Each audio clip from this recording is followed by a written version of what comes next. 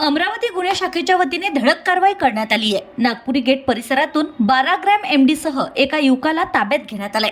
या कारवाईमुळे शहरातील अंमली पदार्थांच्या नेटवर्कवर मोठा आघात मानला जातोय।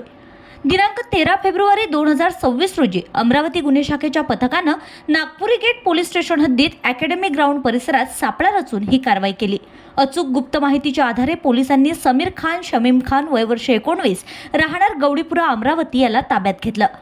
आरोपीच्या झडतीदरम्यान त्याच्याकडून सुमारे 12 ग्रॅम एमडी मेफेड्रोन हा अंमली पदार्थ जप्त करण्यात आला। जप्त मालाची किंमत मोठी असल्याचं प्राथमिक तपासात समोर आलंय।